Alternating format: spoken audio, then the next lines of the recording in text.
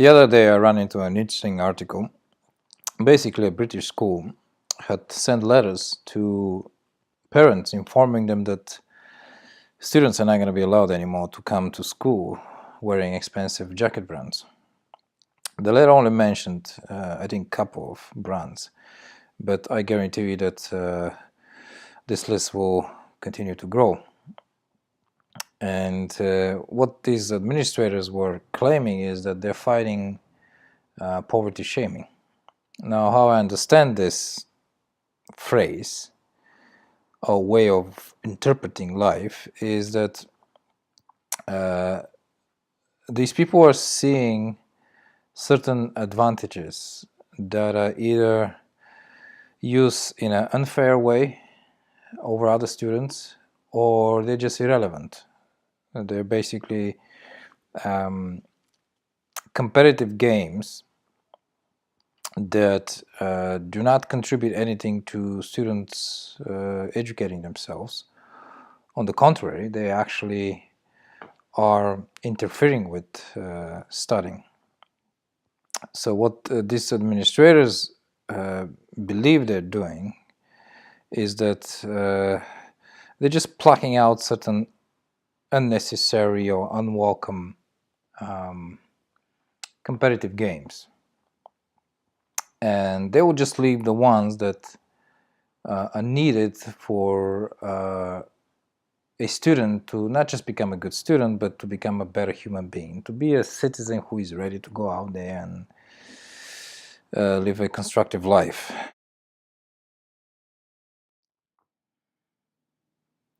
This is showing me that whoever has designed this system is lacking basic understanding of human nature and life in general. Every time when the administrators discover and pluck out unnecessary competitive game, it'll be filled in right away with another one designed by the kids. And they will be shocked to discover also that eventually the system of searching and destroying unnecessary or unwelcome competitive games is now used as a competitive platform by the actual students. So, for example, if I see a guy who is very popular because of certain advantage he has, and let's say we're going after the same girl, and I have an advantage where I am better with my words, better with knowing how to complain, I go to the administrators and I make my case. I have the advantage of being able to make cases better than this guy. And they believe me. They say, oh, we see your point. They go to him and say, listen, from now on, when you're around this guy, you're not allowed to do this and this, because this is an unfair advantage that you're using over him. And you know, this actually can get quite comical too. I'll take it to an exaggeration that you may not agree with me, but let's say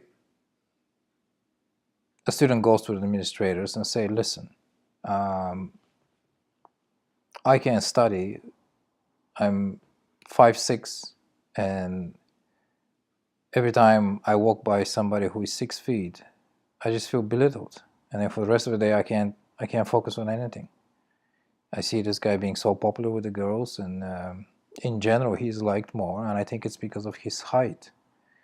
But this is not a school of heights, this is a school of learning, and this interferes with my studying. And it's not just me. And look behind me, there's another 20 guys who are short, and the teacher looks at them, or the administrator, and they all go, yeah, we can't study because of this guy over there, he's too tall. Now, many of you are laughing at this point, which I understand, but if you take this example with the jackets and you go back in the 80s and you tell people about this, they're going to be laughing at you. So keep that in mind.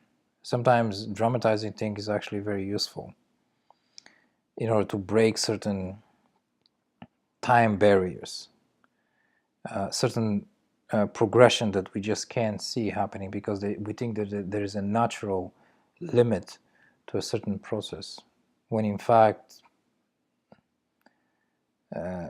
we're very creative, and we can. The reason why I have to exaggerate some examples is because I know how exaggerated human nature can become, especially in the area of desires, in the area of projecting control over the environment.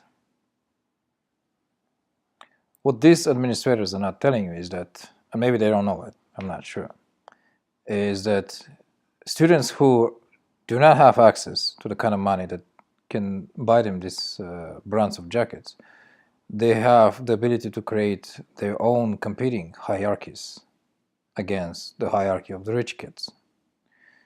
And this is this kind of skill that it's crucial when you become an adult and you go out there and you face the real world. So in a way, the school is a safe laboratory. This is where students are learning about these powerful dynamics.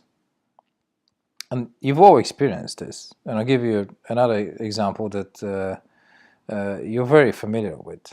You have a beautiful girl, and she has 5, 6 female friends who are not as attractive. And this is me being generous.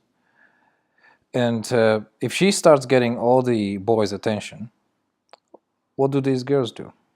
They form their own hierarchy. They're saying, listen, screw this hierarchy of beauty. We don't fare very well there. So we're going to go after her by creating another hierarchy, which is the hierarchy of gossip. The hierarchy of, we're virtuous. We don't sleep with everybody, you know. We have self-respect. She's a slut. And that doesn't mean that she does this. It doesn't mean she's a slut. It doesn't mean that she's sleeping around. The reason why she's getting all the attention is because she's beautiful. Now, how long do you think before the administrators go after the hierarchy of beauty? I mean, in the way they're doing it, and there's some merit there. You can't come to school dressed with, 12-inch high heels and, short skirt and so on, even though I'm sure in some school you see that. But I'm talking about something very different. I'm not talking about attacking the expression of direct sexuality. I'm talking about attacking beauty itself. How do you do that? How do you approach a girl and say, listen, all the girls are complaining that they don't want to come to school because you're so beautiful and you're, well, actually, I stand corrected. They'll never say that. They'll never say, oh, it's because she's beautiful. They'll come up with something else to attack her. So the administrator will call her and have a talk with her. How does an administrator explain to a girl like that, you have to do something about your ability to be popular amongst the boys? I mean, can you imagine this girl or a guy? Can you imagine you being a parent of that child and getting a letter of this sort? Trying to, I want to read that letter, by the way, and laugh. And at the same time being disturbed, of course. So how do you do this? How do you go after these advantages? Which I guarantee you eventually they'll go after. It's only a matter of time. So they think they're preparing these children for the outside world, but they're actually doing the contrary. Through these competitive games that any given individual is not able to dominate all. He will always feel belittled by not being able to dominate a particular game. And the thing is, we never really tend to value that much what we have dominated or we're ranking very high on. We always desire the one that we can't. And this is giving you a hint at our pleasure systems. And this kind of ideas that these administrators are trying to spread around, and I'm telling you, it's not going to just stop at these schools. They're going against this particular pleasure system, which is so innate. And if you try to eradicate it, you're going to get a Frankenstein. I think it was Dostoevsky, he wrote on the nature of irrationality of the simple man. So it goes something like that. If you create a perfect rational system that dominates, but through rationality, it justifies its domination to an individual who basically is left with no choice, but one choice, which is a very good choice for him. Do this and this and this, and look how good your life is going to be. Because this system is so logical, it's so airtight in its arguments, it's impossible to argue it using logic and reason. But you do feel that even though you cannot make a good point of why you should be having at least a choice to do something that it's not good for you, which is what this system is trying to do. It's trying to create something good for you. Because you don't have the choice, you want to resist it.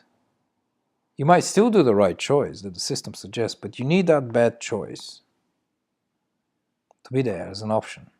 When that choice is not there, and the system is so powerful in its rationality and execution, the only defense a simple man has is irrationality. So this is when you're starting to make irrational decisions, just to resist, just to say, no, I want my choice.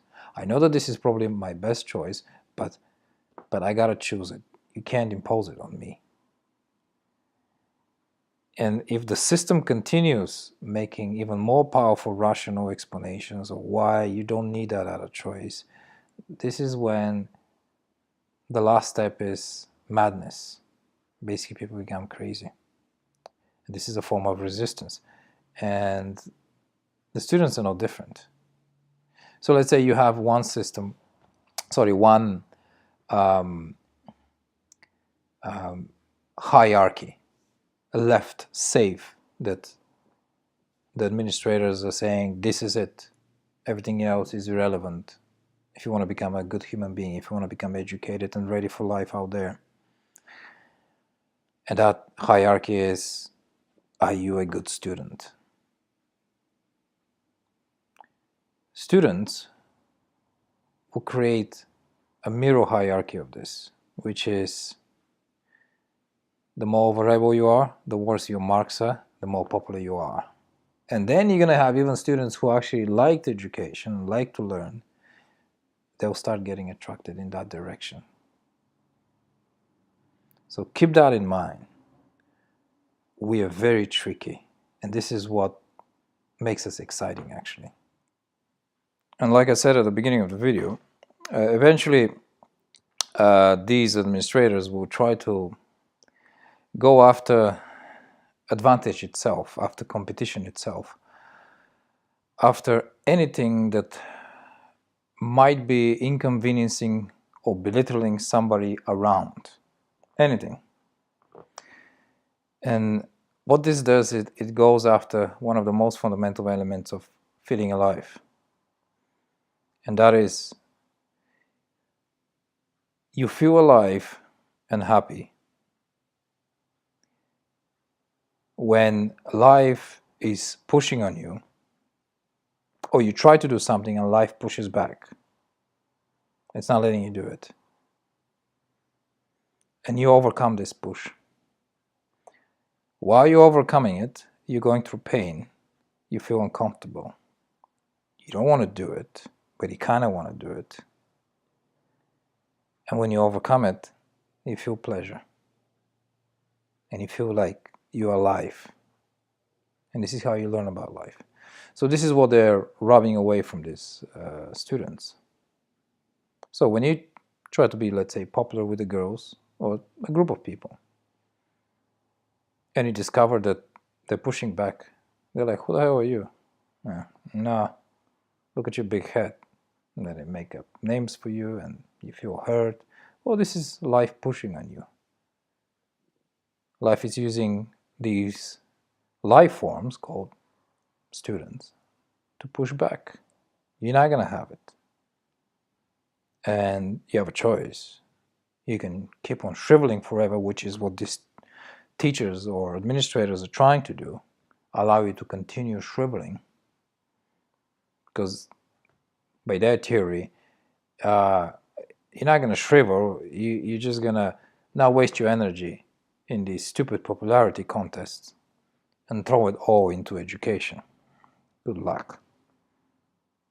So you try to include yourself in that group and be popular, and you will push back. And it's true, you shrink at first, but this is not the end of the story, even though quite often it could be. And I think for many of these administrators or whoever had come up with these kind of theories and later created these programs, I think this was the story of their life. They kept on shrinking, and they experienced what I call too muchness of life. They become so sensitive about anything that pushes on them that their goal in life becomes destroy anything that pushes too aggressively, and then they reserve the right to decide what's too aggressive and what is not. And this is something that I will talk later about in a video. I don't want to get into it, but very quickly I will say that this is exactly, or I should say, the only way for them to stop this shrinking and to start growing again, to reintroduce themselves to life. And that is by becoming the moderators of what is too aggressive and what is not. And by being these moderators, now they exercise power over others. But let's postpone the cynical part and the dark part for later. I gotta kind of ease you into it. So you don't have to keep on shrinking forever. You can start pushing back, and you don't have to push back in exactly the same competitive game that you've been pushed away from. So kids are faced with this diverse way of discovering how they can deal with the pressure and the resistance that life hit us with, and how to overcome this pressure. And this is teaching them when they go out there where things are a lot more sophisticated, where there's so many more hierarchies and so many different skills, that the high school will prepare them for this. And the administrators are going after this. So from early on, basically, these children will lose their ability to feel pleasure out of overcoming things that they don't like. Let's just create one thing that they have to overcome, which is, again, I'll mention the hierarchy of educating yourself. And even though they're going after the idea of marks, which to some extent I do agree,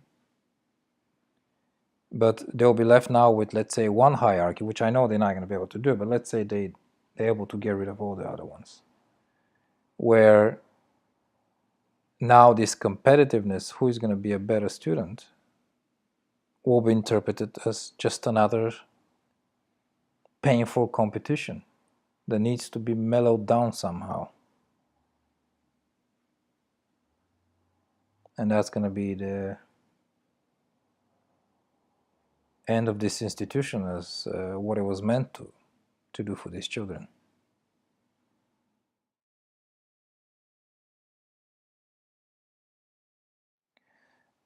And now we have arrived at a point where I'm going to take things to a little bit of the darker side of human nature.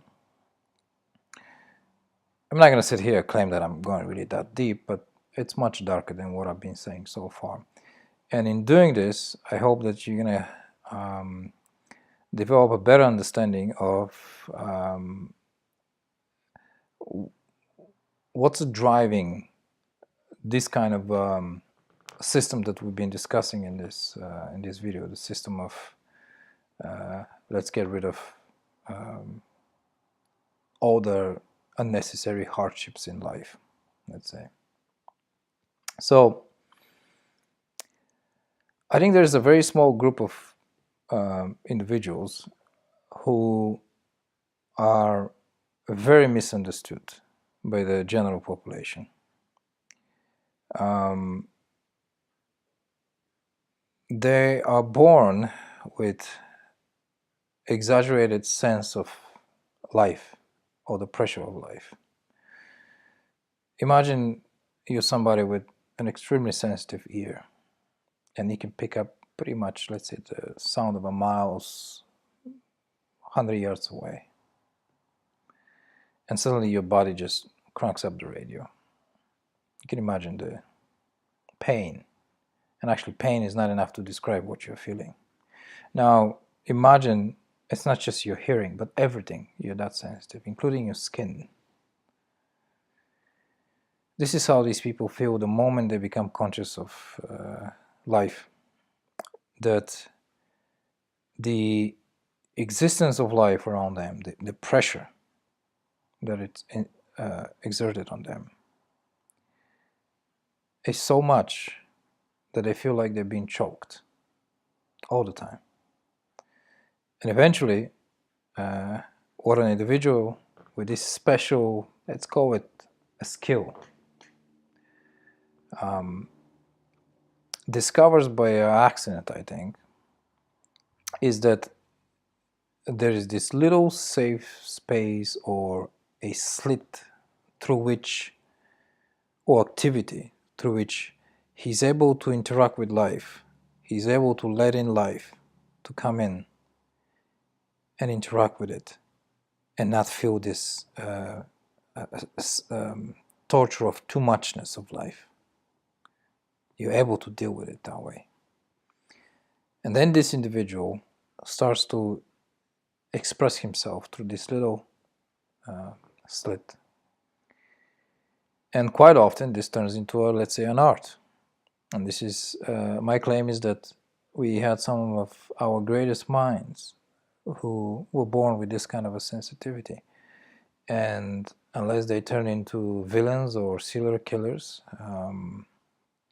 or just mad people, it means that they've discovered an acceptable way of expressing themselves through this narrowness. And because it is so narrow, they're highly focused in what they're doing, and they're doing it so well, like nobody else. They master it, and just the intensity is so much higher than the average individual is able to do whatever they're doing. And this is why they become very successful. But now, the big question is, at that point, this individual, when he discovers this narrow expression, what is his goal? What is his pleasure? Is his pleasure to just keep on expressing this himself through these narrow slits, through, let's say, a form of an art, or a profession, or physical activity? Or is his goal to use this narrow expression to negate everything else, all the other expressions, all the other aspects of life, because he's afraid that one day he's going to get choked again?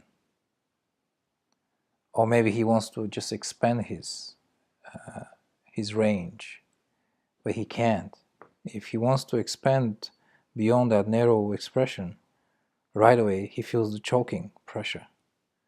And the best way to overcome this is to stop this choking somehow. And how do you do it? Well, this other range of expressions is not allowed. It has to be destroyed. And I think this is really at the core of programs like this. And I think 99% of the people that are part of this program have no idea that this is happening. They're not part of this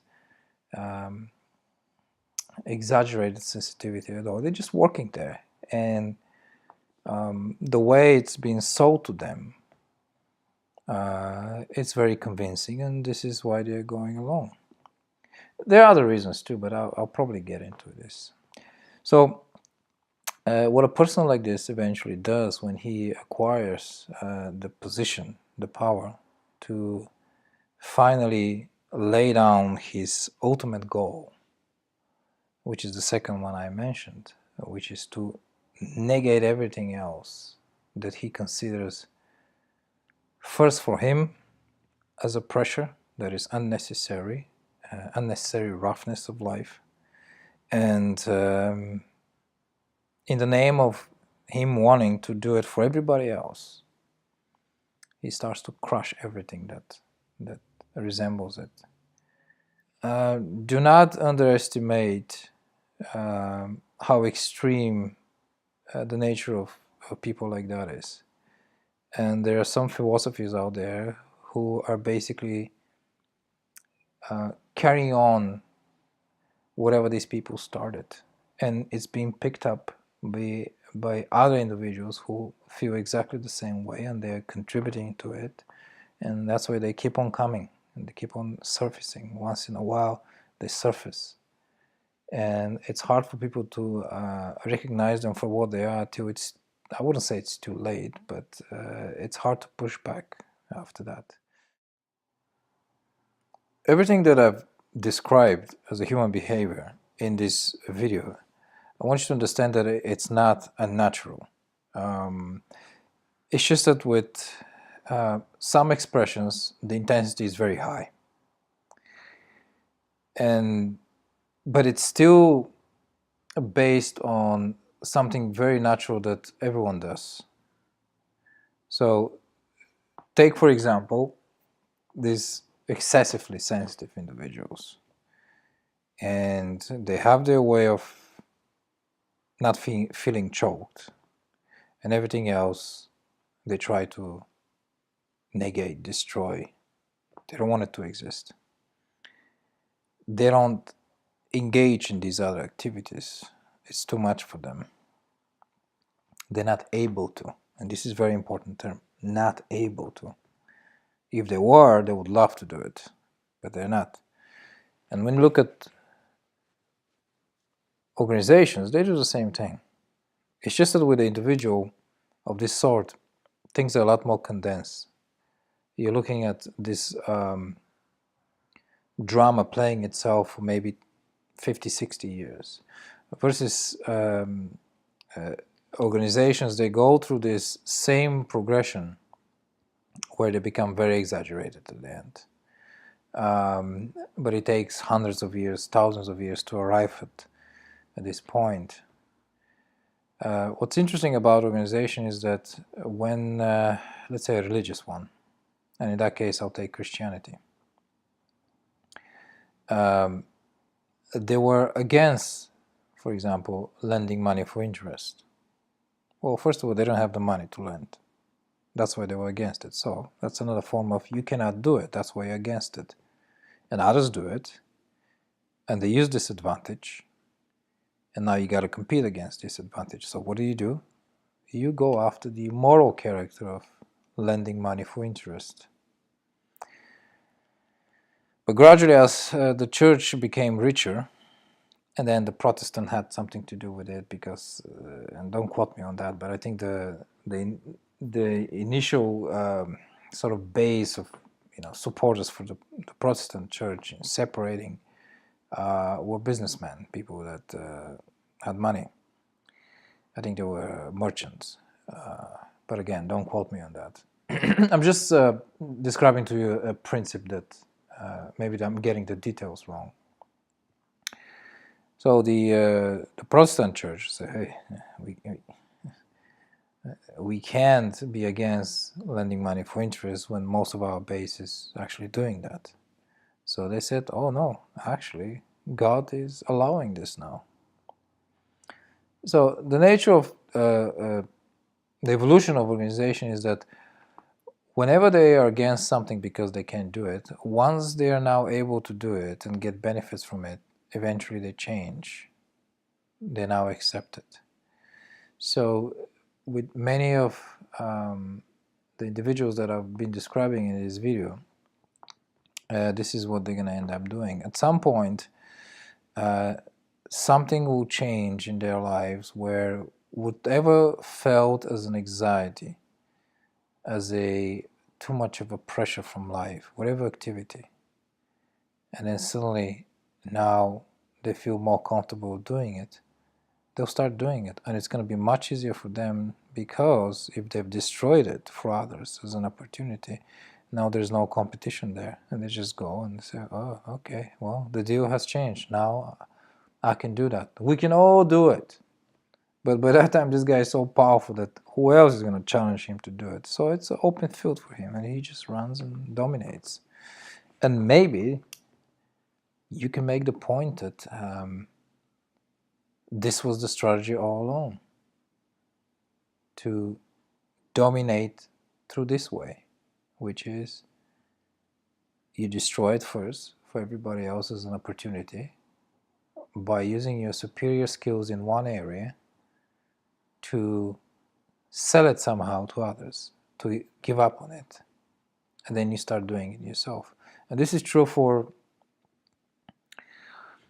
every organization. No matter how extreme it is, it moderates itself, because when you moderate yourself, you're having a lot more access to power.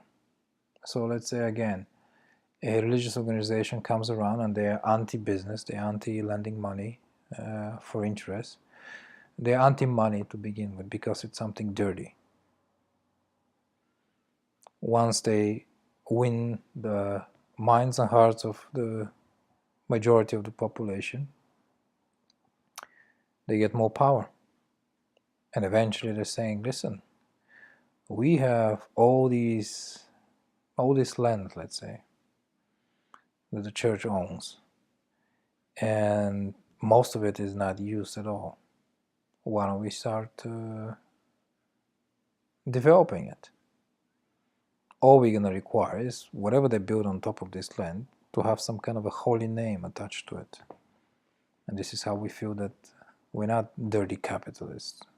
We're not money changers. And if you let this continue at some point, and which could be the case now, you'll discover that, let's say, 30% of the development business is controlled by the church. So you see the game, right? It's an interesting game, I have to admit. And if you're offended by this game, you have to seriously ask yourself, am I just refusing to grow up and see what really life is about, and what we are especially about, people? So reflect on these things. Listen, it took me years for this kind of stuff to penetrate through my thick skull. Resistance is a natural thing to these ideas. And maybe I'm wrong, but you have to at least consider these things. Because even if you're wrong, you're going to be wrong in an interesting way. It will make you grow as an individual.